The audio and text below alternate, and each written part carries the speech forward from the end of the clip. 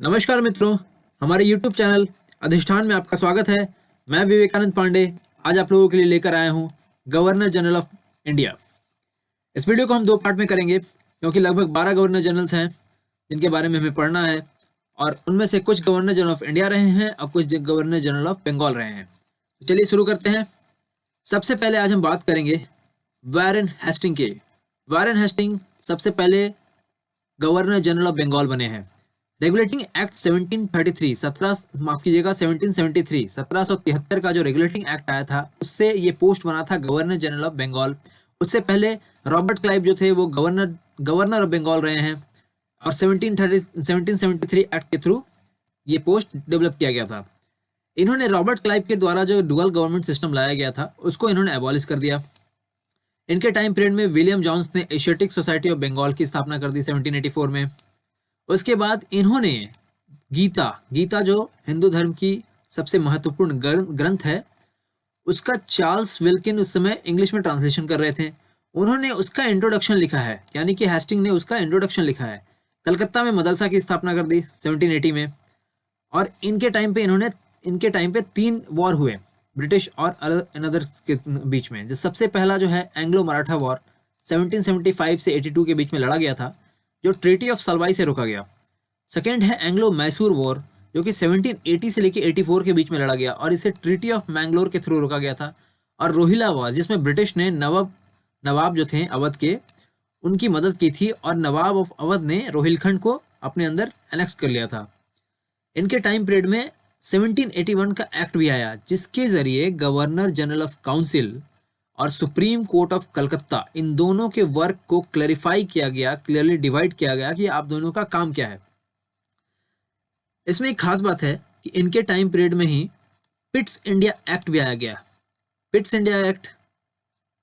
और उसके बाद इनके ऊपर ब्राइबरी लेने के नाम पर, ब्राइबरी लेने के जुल्म में एडमंड बर्क एक व्यक्ति थे, इन्होंने इनके खिलाफ इम्पीचमेंट प्रोसीडिंग्स लगा दी। इम्पीचमेंट सबसे पहले इन्हीं के खिलाफ हुआ था। ये बात याद रखने वाली है। अगर हमसे क्वेश्चन पूछा जाए कि इम्पीचमेंट सबसे पहले किन के लिए हुआ था, तो हमें याद रखना है वारेन हेस्टिंग के लिए हुआ था। इसके बाद है लॉर्ड कॉर्नवालिस। इनको आपको याद रखना जरूरी हो जाता है क्योंकि इन्होंने परमानेंट सेटलमेंट यानी कि जमींदारी सिस्टम को इंट्रोड्यूस किया था इंडिया में। इन्होंने लॉज को कोडिफाई भी किया था। कोडिफाई करने के बाद उन लॉज का जो नाम था वो इनके नाम पे कॉर्नवालिस कोड के नाम पे रख दिया गया था।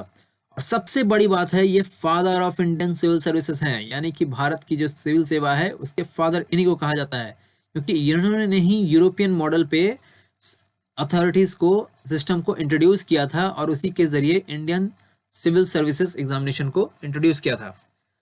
उसके बाद इन्होंने पुलिस सिस्टम भी नया बनाया। इसमें क्या किया कि उन्होंने डिस्ट्रिक्ट का डिवीजन किया, थाना बनाया, थाना में इंस्पेक्टर को रखा गया और इस डिस्ट्रिक्ट के थाना को मैनेज करने के लिए, सारे थाना को मैनेज करने के लिए, इंस्पेक्टर्स को सलाह देने के लिए इन्होंने एक पोस्ट इंट्रोड्यूस किया, सुपरिटेंडेंट ऑफ पुलिस, यानी कि एसपी जिन्हें हम आज कहते हैं। वो डिस्ट्रिक्ट लेवल पे होते हैं और आज भी डिस्ट्रिक्ट लेवल पे ही हैं। 1789 में इन्होंने एक प्रोक्लेमेशन किया। इन्होंने कहा कि अगर कोई भी व्यक्ति स्लेवरी में इन्वॉल्व होता हुआ पाया जाता है किसी भी तरीके से, तो उसे सुप्रीम कोर्ट में प्रोसिक्यूट किया जाएगा। उसके बाद जॉनथन डंकन, इन्हीं के टाइम पीरियड में जॉनथन डंकन ने 1791 में संस्कृत कॉलेज की स्थापना की थी। कहां पर? वाराणसी में। याद रखने की बात है, ये क्वेश्चन में पूछा जा सकता है। और आज इस कॉलेज को क्या कहेंगे इसके बारे में आप कमेंट करके हमें बताएंगे। यानी कि अभी तो ये कॉलेज नहीं है, अभी ये यूनिवर्सिटी बन चुका है। तो हमें आप बताइएगा कि ये संस्कृत कॉलेज और वाराणसी, जो वाराणसी में संस्कृत कॉलेज खोला गया था, उसे हम आज किस नाम से जानते हैं। इनके टाइम पीरियड में थर्ड एंग्लो मैसूर वॉर हुआ था जो 1789 से 92 के बीच में लड़ा गया था और इसे ट्रीटी ऑफ श्रीरंगपट्टनम से रोका गया था। इनकी एक बात है कि ये भारत में ही इनकी डेथ हुई थी, जिसके बाद इनका जो ग्रेव है, माफ कीजिएगा, इनका जो ग्रेव है वो गाजीपुर, यूपी के गाजीपुर में ही है। इसके बाद हम देखते हैं लॉर्ड जॉन शोरे। लॉर्ड जॉन शोरे को जो बात है, इन्हें पहले सिविल सर्वेंट थे जिन्हें गवर्नर जनरल ऑफ बंगाल बनाया गया था। वो नॉन इंटरवेंशन पॉलिसी लेते थे, यानी कि इनको मतलब नहीं था, ये ज़्यादा लोगों के बीच में तामझाम नहीं करते थे, उनकी मैटर में दखलंदाजी नहीं करते थे। जिसका कारण क्या हुआ, जिसका जो रिजल्ट हुआ कि निज़ाम ने फ्रेंच को अपनी आर्मी को ट्रेन करने के लिए एम्प्लॉय कर लिया। मराठा और टिप्पू सुल्तान ने ही फ्रेंच से ही मदद लेनी शुरू कर दी।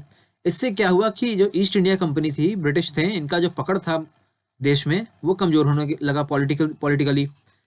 इसके बाद इनके ही टाइम पीरियड में चार्टर एक्ट 1793 का इंट्रोडक्शन हुआ था। तो ये लॉर्ड जॉन शोरे के लिए हम याद रखेंगे। उसके बाद है लॉर्ड वेलेस्ले। लॉर्ड वेलेस्ले थोड़ा, फिर हम यहाँ पे देखते हैं लॉर्ड वेलेस्ले को। लॉर्ड वेलेस्ले की जो इंपॉर्टेंट पॉइंट्स होती है एग्जामिनेशन के लिए वो है कि लॉर्ड मॉर्निंगटन के नाम से भी इनको हम जानते थे। इन्होंने ही फोर्ट विलियम कॉलेज जो कलकत्ता में है उसको इस्टेब्लिश किया था। और सबसे इंपॉर्टेंट पॉइंट जो इनके लिए है वो है सब्सिडियरी अलायंस का जो कॉन्सेप्ट था। इसके हिसाब से ये था कि जितने भी प्रिंसली स्टेट थे, लाइक हैदराबाद, लाइक अवध, इनको कहा गया कि आप जो है हमारा ब्रिटिश ईस्ट इंडिया कंपनी जो है उसको भाई आप सुप्रीम मान लो, वो मान लो कि आप हम ही हैं सब कुछ, हमारे ऊपर कोई नहीं है। और इसके साथ साथ ये कहा गया कि जितना भी फॉरेन रिलेशन था आपका अनदर किसी के साथ, लाइक फ्रेंच के साथ, पुर्तगीज के साथ, उसको आप पहले खत्म करो, उसको आप एंड करो भैया, उसको आप एंड करो। उसके बाद जब तक हम किसी को बोलेंगे नहीं आप उसको अपने यहाँ रख नहीं सकते हैं, उनके साथ आप काम नहीं कर सकते हैं।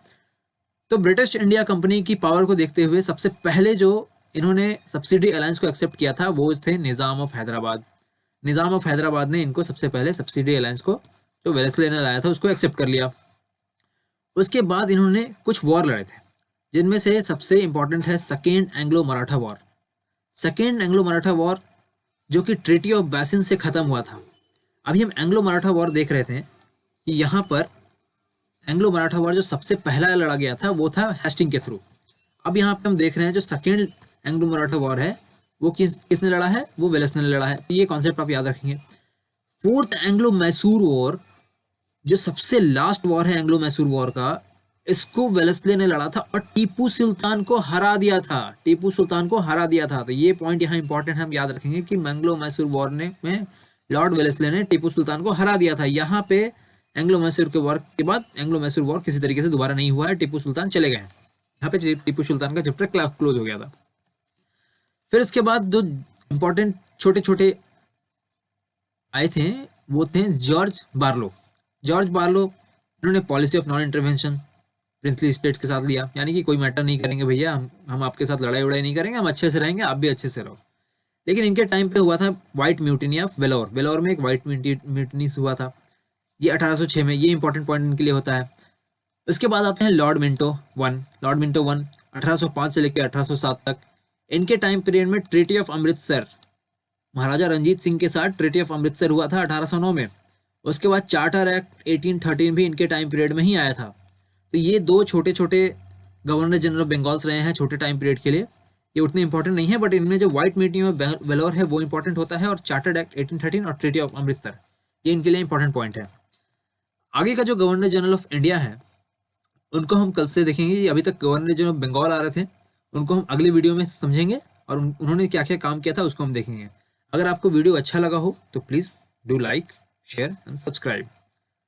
Thank you so much and have a great day ahead.